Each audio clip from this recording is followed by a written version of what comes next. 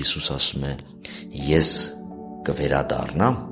նկատի ունի խաչելությունը և հարությունը, դուք կտեսնեք ինձ, երջանիկ կլինեք, կուրախանաք և այդ ուրախությունը ոչ ոք չի կարող խլել այլևս ձեզանից։ Ուրեմն երկնքի արքայությունը աստվածային սիրո ներկայության մեջ անընդհատ երջանկության իրավիճակն է։ Մենք երջանկության կամ երանության պահեր ունենում ենք մեր երկրային կյանքում, որոնք հաջորդում են մեկը մյուսին՝ երանություն և ոչ երանություն, երջանկություն և ապերջանկություն,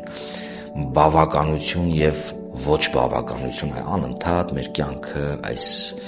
ընթացքի մեջ է, այս հակադրությունների։ Բայց երկնքի արքայության առանցքը Աստծո սիրո մշտատև ներկայության մեջ ապրելն է, այս երջանկությունը վայելելն է։